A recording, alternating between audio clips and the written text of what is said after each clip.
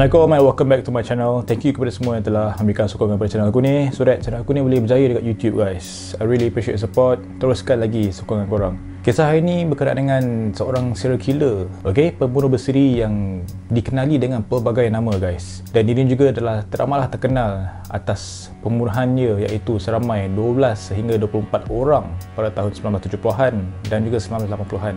Tapi jumlah mangsa dia itu masih lagi tidak diketahui berapa ramai sebenarnya mangsa-mangsa yang telah dibunuh oleh dia.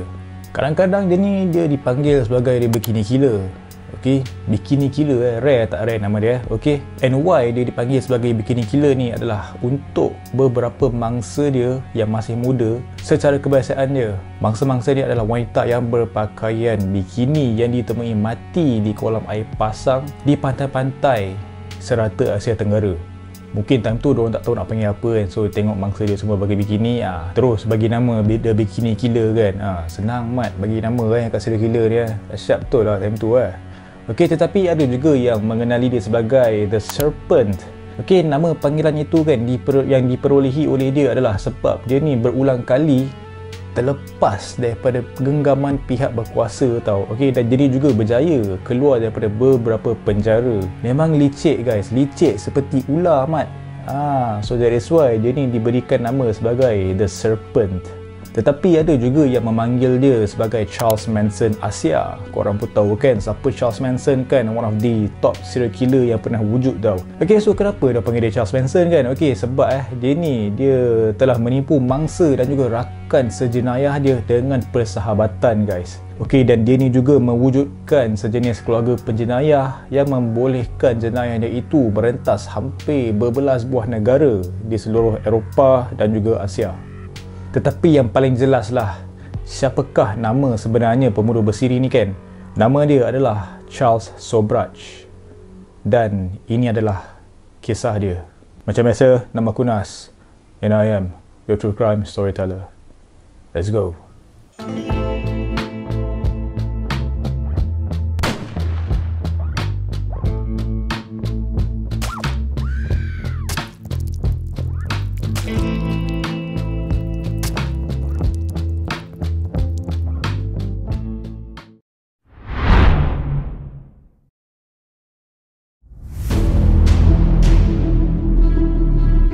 Dia dilahirkan di Saigon pada 6 April 1944, kira-kira sedekat sebelum penjajah Vietnam iaitu Perancis telah dikalahkan.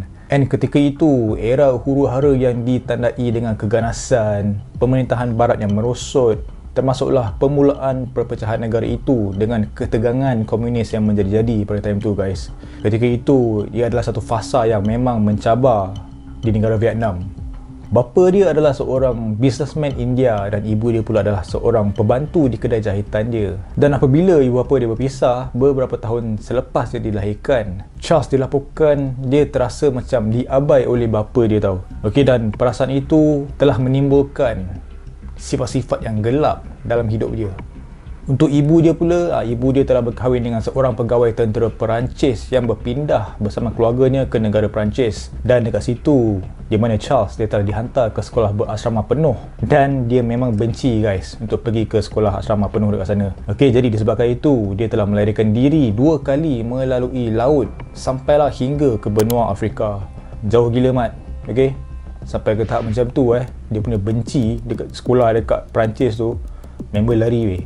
So berkenaan dengan Charles ni, dia dikatakan sebagai seorang yang bijak, fasih dalam pelbagai bahasa dan juga dia ni adalah seorang pengamal seni pertahanan diri ataupun mixed martial arts yang berpengalaman. Tetapi in the end, dia telah beralih kepada jenayah pada usia yang teramat muda. Menjelang tahun 1963, dia dipenjarakan buat kali pertama dia guys. Satu permulaan trend yang tak berapa nak manis lah sepanjang zaman remaja dia yang gelap itu tau. Tetapi walaupun kejahatan dia itu, Charles dia membesar sebagai seorang yang dilihat sebagai seorang lelaki yang kacak gila guys. Lelaki yang kacak dan juga menawan, dengan reputasi dia sebagai seorang conman ataupun kaki penipu lah. Dan juga seorang womanizer, dalam kata lain kaki perempuan lah. Mentang-mentang handsome kan, jadi womanizer terus mat.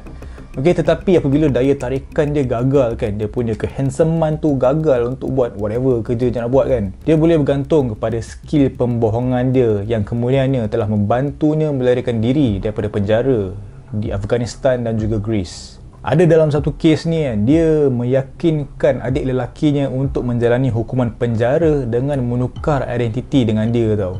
Okey, selain itu dia juga pernah memalsukan sakit appendix dia dekat penjara, di mana selepas itu dia berjaya untuk menyelinap keluar daripada hospital. Pandai tu dia pada time tu Okey, jadi pada awal 20-an pada usia dia 20-an pada time tu, dia telah jatuh cinta dan juga berkahwin dengan seorang gadis Paris yang bernama Chantal Compagnon. Okey, and dia telah berjanji dekat perempuan tu untuk menjaganya, tetapi sebaliknya guys, dia telah mengheretnya ke dalam segala jenayah dia itu. Tak pasal memang jadi mangsa tak pasal-pasal jadi partner in crime mat. Terdapat satu ketika ni kan, mereka berdua ditangkap tau. Okey, dan selepas mereka ditangkap, Chantal dia telah memutuskan hubungan mereka itu and dia telah berpindah ke US bersama anak perempuan mereka. Okey, berkemungkinan besarlah dia nak melarikan diri daripada pengaruh jahat si Charles tu tau. Dan pada tahun 1972 pula, sekitar semasa penahanan pasangan itu kan, Charles ni dia telah dianggap telah membunuh seorang pemandu taksi Pakistan. Berkemungkinan itu adalah pembunuhan dia yang pertama tau. Okey, di mana dekat situ dia telah mengaku, tetapi kemudiannya dia menarik balik segala kenyataan tentang kes pembunuhan itu. Ada juga yang mengatakan yang kehilangan isteri dan juga anak dia itu kan telah membebankan dia tau, dan disebabkan itu ia telah mendorongnya untuk melakukan jenayah yang lebih berisiko dan lebih lagi berbahaya. Dan bukan itu sahaja guys, okey, ada juga yang mengatakan yang salah satu daripada pembunuhan pertama dia tu kan memang sesuai dengan dia punya modus operandi, iaitu pada tahun 1975 pembunuhan seorang pelancong Amerika Syarikat yang bernama Teresa Knowlton yang ditemui dalam bikini dia lemas tidak jauh daripada pantai-pantai di sekitar Teluk Thailand. The Bikini Killer guys. Dan seorang lagi mangsa dia bernama Charmaine Carew yang ditemui mati dengan cara yang sama, tetapi kali ini mangsa itu hanya memakai pakaian renang dia yang biasalah, bukan bikini tau. Okey, dan pada masa itu Teresa ni dia dianggap sebagai penghantar ataupun orang tengah untuk pengedar heroin. Dan Charles kemudiannya dia mempertahankan dirinya dengan mengatakan dia membunuhnya atas sebab Teresa ada berkait dengan perdagangan dadah. Memang nak jadi hero Okey, konon-konon nak jadi hero kan, tapi bunuh orang. So berkenaan dengan mangsa-mangsa Charles Sobhraj ni ramai mangsa dia adalah penyelundup dadah kecil-kecilan tau, ataupun backpackers daripada negara-negara barat yang telah mengembara merentasi serata Asia Tenggara tau. Walaupun motif sebenar Charles ni membunuh pelancong-pelancong muda yang masih tidak diketahui itu, dia mendakwa hanya membunuh orang yang ketagih dadah ataupun penyelundup dadah tau. Okey, di mana orang yang dia anggap sebagai penjenayah sendiri padahal dia tak sedar tu dia pun penjenayah juga guys. Okey, dia dah bunuh orang kan, lagi nak balik hero apa mak ni Dan dia ni juga telah membayangkan bahawa kerana penyelundupan candu akibat pengaruh negara barat tu telah menghancurkan kehidupan dan juga ekonomi orang Asia tau. Dan gaya hidup si Charles ni seolah-olah seperti pemberontakan terhadap undang-undang dan juga penindasan daripada negara Eropah. Dan untuk diri dia pula, dia ni menggambarkan diri dia sebagai mangsa keluarga yang bermasalah. Walaupun terdapat beberapa pakar yang tidak percaya secara rasionalnya bila tengok balik dengan cara dia membuat kerja-kerja jenayah dia tau. So biasanya Charles ni dia akan berkawan dengan penjelajah yang mudah terpengaruh guys. Okey, kemudian dia akan memberikan minuman yang membuatkan mereka tidak sedarkan diri. Dan selepas itu dia akan merompak wang, barang-barang berharga dan juga pasport mereka. Dan kadang-kadang tu dia akan membunuh mereka dengan pelbagai kaedah, tetapi dengan begitu kejam. Sebab ada di antara mangsa dia kan yang didakwa telah diberi dadah sehingga terlebih dos, dan ada yang mati lemas, ada juga yang diseksa dan disibah dengan petrol kemudian dibuang di tepi jalan.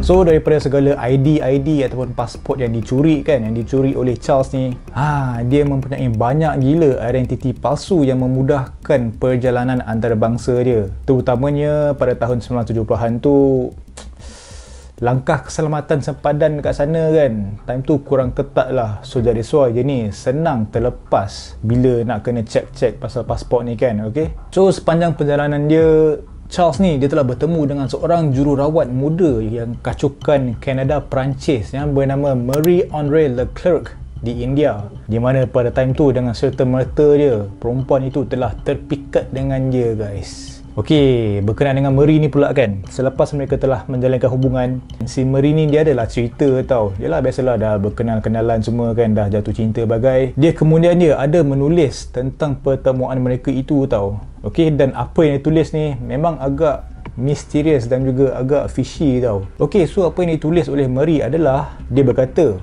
saya bersumpah kepada diri saya sendiri untuk mencuba segala cara untuk membuat dia mencintai saya, tetapi sedikit demi sedikit saya sedar yang saya telah menjadi hambanya.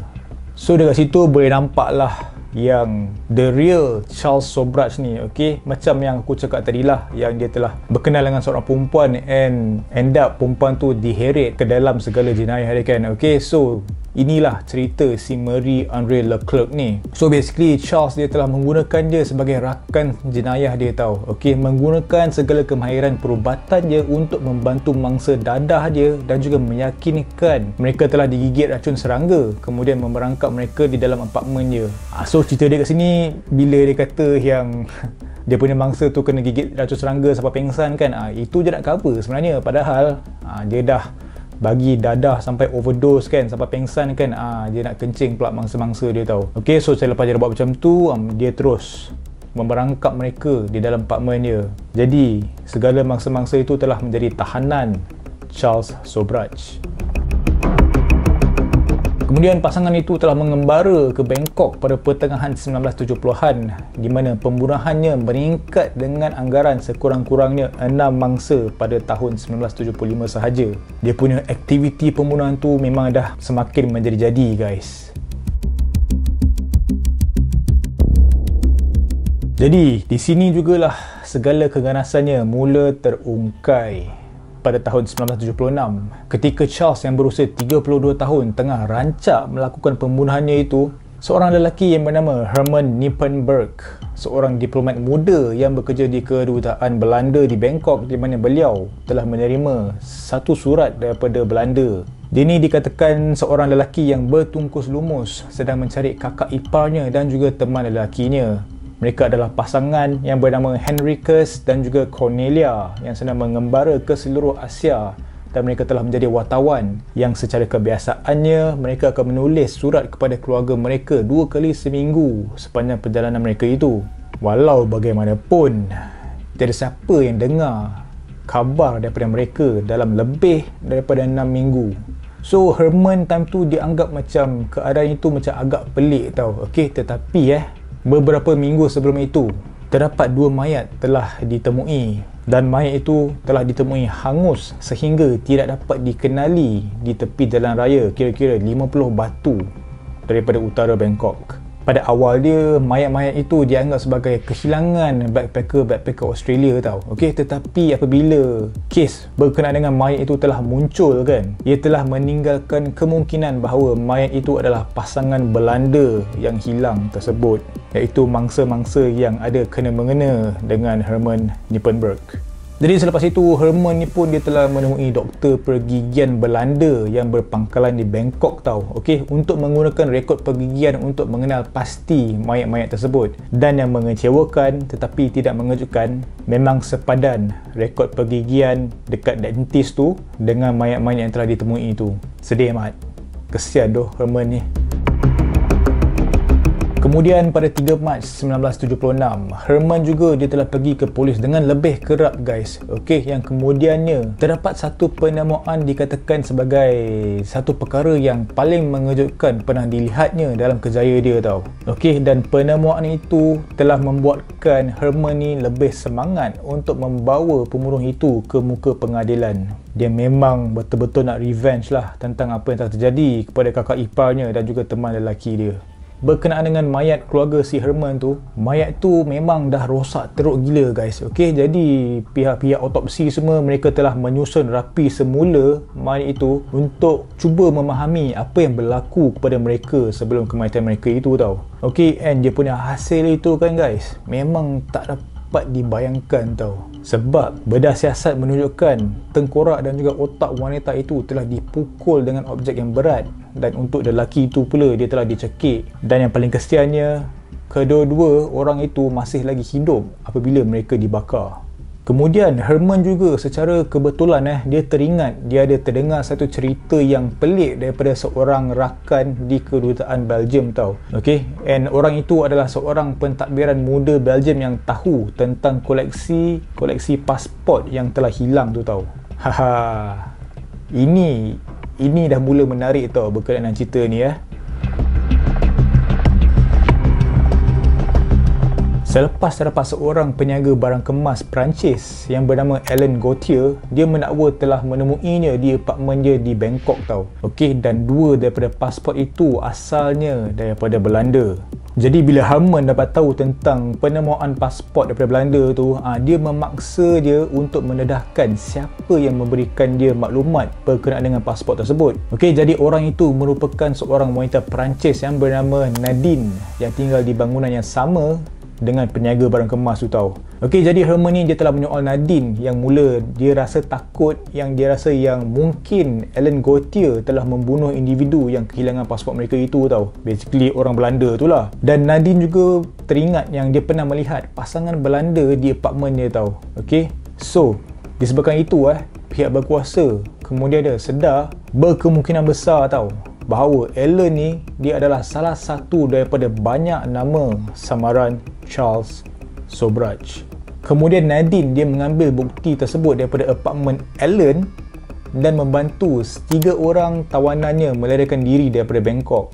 So aku rasa korang pun tahu kan, okay, basically diorang dah jumpa guys, the bikini killer ni tau. Tetapi dengan kaedah yang licik, si Charles Sobhraj ni memang buat pihak polis ataupun whatever pihak yang terlibatkan memang diorang pun puzzle gila guys. Pandai doh Charles Sobhraj ni. Jadi pada 11 Mac 1976, Nadine dia telah menelefon Herman untuk memberi amaran kepadanya bahawa Alain dan juga teman wanitanya akan meninggalkan Thailand. So because of that, pihak berkuasa terus menyerbu apartmen dia dan membawa Charles Sobhraj untuk disoal siasat di bawah nama samarannya, iaitu Alain Gauthier.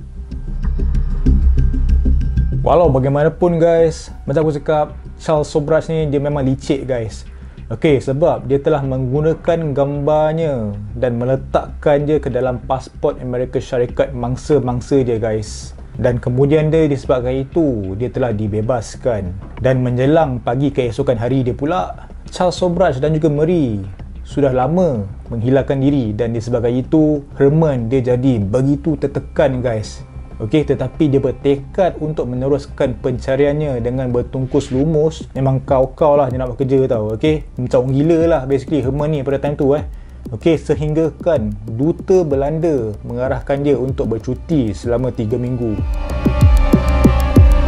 Jadi sebelum dia mengambil cuti itu, Herman dan juga isterinya yang juga sangat-sangat committed dengan kes itu telah menyusun segala portfolio dan juga segala dokumen-dokumen berkenaan dengan kes itu dan menghantarnya ke kedutaan antarabangsa di seluruh Bangkok. Dan kemudian apabila dia kembali, dia telah dihubungi oleh duta Kanada yang mengetahui bahawa polis telah berhubung dengan ibu bapa Marie-André Leclerc, iaitu awet si Charles Sobhraj inilah. Dan satu-satunya nombor kecemasan yang ditinggalkan untuk dihubungi adalah berhampiran dengan Marseille, Perancis. Dan apabila polis Perancis bertanya tentang hubungan kecemasan Marie itu, ia merupakan ibu Charles Sobhraj. Haha, boleh pula call mak si Charles Sobhraj kan. Okay, so sekarang mereka dah tahu nama sebenarnya guys. Okay, tetapi keadaan masa pada time tu semakin rancak guys. Sebab owner apartmen Charles Sobhraj dekat Bangkok tu, sebab si Charles dengan awet dia dah pindah keluar, owner apartmen tu dia nak menyewa semula apartmen tersebut tau. Okey, dia dah open market. Biasalah dia nak buat duit kan, dia nak bagilah turis ke pelancong duduk ke apa kan. Okey, jadi sebagai itu kan, Herman dia telah mengumpulkan satu pasukan untuk meninjau tempat kejadian itu sebelum segala bukti-bukti yang penting hilang. Diorang memang terpaksa kerja double time, orang kata lah, fast game punya kerja tau. So, semasa mereka berada dekat sarang Charles Sobhraj tu kan, mereka telah menemui lebih daripada 10 paun ubat dan juga bekas berisi dadah, termasuklah dengan ubat julap guys. Okey, dan juga ubat penenang yang kuat tau. Dan mereka juga telah jumpa kod dan juga beg tangan wanita Belanda yang dibunuh itu. Dan pada 5 Mei 1976, berbekalkan dengan bukti baru, Herman dia telah diberi kebenaran untuk pergi ke syarikat akhbar dengan cerita yang tersebar di muka depan di seluruh Bangkok untuk beberapa hari tau. Dia terus pergi dekat press nak menyebarkan tentang The Bikini Killer ni tau. Okey, jadi pihak berkuasa Thailand akhirnya mereka telah berhimpun untuk bertindak dan juga memaklumkan kepada Interpol berkenaan dengan pembunuh berseri itu yang telah bebas. Jadi pada time tu guys, seluruh dunia sedang memerhatikan lelaki yang berbahaya dan juga dia telah diberikan nama oleh media sebagai The Serpent. So dekat sini Charles Sobhraj dia telah berjaya lari daripada undang-undang di seluruh dunia tau. Tetapi itu semua adalah beberapa bulan sebelum penangkapan dia. Charles dan Marie mereka telah menghabiskan masa yang singkat dekat mana tau? Dekat Malaysia guys. Okey, mereka sempat singgah dekat Malaysia, okey, sebelum mereka menaiki kereta menuju ke New Delhi dan tiba pada sekitar Jun 1976. Dan ketika itu Charles dia sudah terkenal di India guys atas segala kes jenayah terdahulu dia, dan pihak berkuasa pada time tu telah menuduhnya membunuh 2 warga asing di tanah India pada tahun itu juga. So sepanjang pelarian mereka itu kan, disebabkan memerlukan wang, dia melakukan satu aksi yang licik, iaitu cuba merompak sekumpulan 60 pelajar Perancis di mana dia meracuni mereka dengan kapsul yang didakwa dia sebagai antibiotik tetapi sebenarnya diisi dengan pil tidur dan juga julap. Lain macam taktik dia ni, bagi pil tidur kan, lepas tu dia sumbat julap, bila budak-budak tu bangun nak terbuang terus kan, lain macam okey. Lepas tu bagi alasan, kau ni kena gigitkan serangga. Aduh pelik betul aku setengah orang ni So disebabkan jenayah yang dia buat tu kan, besarnya jenayah itu telah menarik perhatian pihak berkuasa yang sangat-sangat berwaspada, yang telah membawa kepada penangkapan Charles Sobhraj di New Delhi pada 5 Julai 1976. Dia ditangkap atas tuduhan merompak dan juga membunuh, dan kemudian dia dijatuhi hukuman 7 hingga 12 tahun di Tihar, sebuah penjara di New Delhi. Lepas tu benda yang bagi aku memang epic gila kan untuk Charles Sobhraj ni. Kehidupan dia dekat penjara kan tak begitu teruk guys untuk si Charles Sobhraj ni. Sebab dia ni kan, dia diberi keistimewaan apabila dia naik ke puncak hierarki sosial di sana tau. Okey, dengan merasuah ataupun memeras ugut pengawal dan juga menggunakan status kekayaannya, termasuklah dengan pengetahuan undang-undang dengan para-para banduan dekat sana tau. Mamat ni dia macam influencer dekat penjara Memang legend tu si Charles Sobhraj ni tau.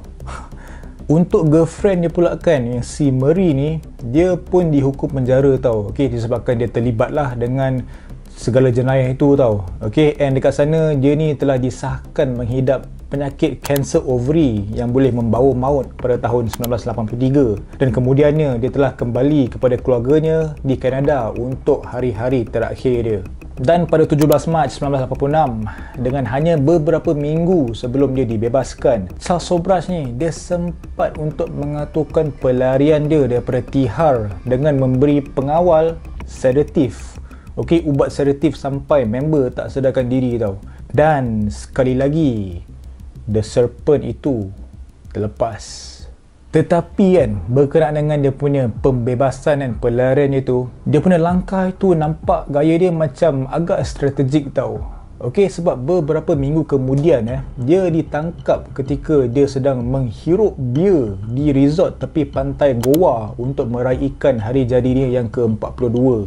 Member sempat celebrate birthday Okay, aku rasa mungkin lah dia tak nak celebrate birthday dalam jail kan. So that is why dia plan untuk dia punya pelarian dia daripada penjara tu tau. Tapi apa, sampai tak macam tu demi birthday Mat. Okay, I want to drink beer by the beach. Macam tu cerita dia. Hai, Charles. Kemudian menurut laporan daripada The Associated Press, satu company surat khabar lah, Charles Sobhraj ni dia telah dilanjutkan hukumannya di India sehinggalah tahun 1977. Dan selepas dia berkhidmat dekat India tu, Charles Sobhraj ni dia bebas semula guys. Dan dia kembali ke Paris dan hidup dia memang begitu selesa guys. Dan bukan itu sahaja tau. Selepas dia dah pergi ke Paris tu, dia ni kan seolah-olah dia ni macam selebriti mat dekat sana Semua kenal dia weh. The bikini killer, the sepa, Charles Sobhraj semua kan macam selebriti guys. Memang influential mamat ni Dan kemudian pada tahun 2003 pula, atas sebab-sebab yang tidak dapat dijelaskan, dia pergi ke Nepal di mana dia telah melakukan sekurang-kurangnya 2 lagi pembunuhan semasa dia sedang berfoya-foya. Tak tahulah dia sedar ke tak sedar kan. And semasa dia kat sana kan, seorang wartawan di Kathmandu kenal tau si Charles Sobhraj ni. Tetapi Charles Sobhraj ni dia sedar tentang kehadiran wartawan ni tau. Tetapi dia tidak bersembunyikan diri. Dia sebenarnya macam dia telah menyiarkan kedatangannya guys secara terbuka. Dia macam I am back guys. The serpent is back. Tetapi lepas tu member kena tangkap lagi sekali guys. Apa je buat sebenarnya Charles Sobhraj ni? Berkenaan dengan segala dokumen asal yang si Herman ni dah kumpul kan, benda portfolio dan juga dokumen-dokumen yang dikumpul dengan bini dia tu, dia adalah satu benda yang penting semasa perbicaraan tau. Basically secara khususnya segala dokumen itu kan adalah keterangan yang dikumpulkan beberapa tahun sebelum itu daripada bekas teman wanita yang bersama Charles Sobhraj di Nepal. Dan Charles Sobhraj akhirnya dia dijatuhkan hukuman penjara seumur hidup. Dan macam kita tahu dia ni kan terkenal kan sebagai womanizer kan. And dia ni juga telah dilaporkan telah bertunang dengan anak perempuan peguamnya semasa perbicaraan. Dan pada time tu perempuan itu berumur 20 tahun dan Charles ni pula dia berumur 64 tahun. Evergreen legend doh saya Charles Sobhraj Time perbicaraan member boleh buat kerja lagi Mat. Kau ni memang intelligent Charles Sobhraj kan. Lain macam tu. And aku jam macam mana perempuan tu boleh terima kan. Jadi selepas segala benda itu semua telah terjadi kan, beberapa spekulasi mengatakan yang Charles Sobhraj ni dia telah kembali ke Nepal di mana satu-satunya negara yang dia ni masih dikehendaki tau. Kenapa dia nak pergi balik ke Nepal kan? Member tengah panas kat sana kan. Disebabkan dia nak meningkatkan egonya. Terlalu yakin dengan keupayaan dirinya untuk mengelak undang-undang seperti yang dia telah lakukan berkali-kali pada sebelum ini. Ini memang very simple lah dia ni ego dia sky high guys. Memang ke langit ego dia ni Walaupun kebanyakan rakan subahatnya telah hilang ataupun telah meninggal dunia pada akhir 2020, Charles Sobhraj ni dia dikatakan masih lagi dipenjarakan di Kathmandu. Dan terdapat 3 laporan lah yang mengatakan bahawa kesihatannya semakin merosot walaupun tiada tanda-tanda penguatkuasaan undang-undang Nepal akan membebaskannya lebih awal. Aku rasa diorang pun dah tak nak lah kan membuat langkah yang salah lagi sekali kan. So diorang pun macam fikir diorang simpan je si Sobhraj ni dalam penjara tau. Dan untuk Herman ni pula, walaupun dengan segala usaha keras dia itu telah membawa kepada banyak gila kebaikan, somehow dia masih lagi rasa yang kes ini masih lagi kekal sebagai kes yang tidak selesai. Untuk dia, it is still an unsolved case. Dan dia masih tidak lagi dapat merasakan perasaan tenang berkenaan dengan kes ini. Dan dia juga ada berkata yang ini belum berakhir untuk saya sehingga dia berada di dunia yang lebih baik ataupun saya berada di dunia yang lebih baik. Saya tidak akan ambil apa-apa dengan mudah. Itu adalah kata-kata Herman Nippenberg berkenaan dengan kes The Bikini Killer ataupun The Serpent. Dan even sehingga sekarang, Herman Nippenberg, dia mungkin tertanya-tanya, adakah The Serpent itu boleh terlepas daripada rantainya sekali lagi. Jadi guys, itulah kisah tentang seorang pembunuh bersiri yang dikenali sebagai Bikini Killer ataupun The Serpent. Bagi aku, dia lebih sesuai lah dengan nama The Serpent sebabkan dia punya kelicikan dengan dia punya skill untuk menipu kan, dan juga membuat baik dengan orang sekeliling dia kan, memang kenalah dengan dia Okey, tapi macam biasalah kan, pandai-pandai tupai melompat, akhirnya jatuh juga kan. Okey, so that is the case lah untuk Charles Sobhraj ni. Bagi aku, ia adalah satu cerita yang agak panjang panjang and very detail, tetapi ia adalah satu kisah yang menarik guys. Okey, bagi aku kan, bila aku baca macam apa gila tu cerita ni kan. Okey, dengan boleh nampak lah macam si Herman Nippenberg tu kan, dia punya bertungkus lumus, bekerja keras nak tangkap si Charles Sobhraj ni kan. Memang respect lah guys, respect Okey, jadi aku harap korang terhibur lah dengan konten aku hari ni, and aku nak cakap minta maaf lah kalau ada kesilapan ke apa kan. Okey, but I really appreciate support guys. Thank you kepada semua yang telah tengok video ni dari awal sampai habis. As always guys, never stop creating. Jangan lupa untuk subscribe, like, share dan juga komen. I will see you in the next premiere. Stay safe, stay healthy guys. Take care. Assalamualaikum. Bye bye.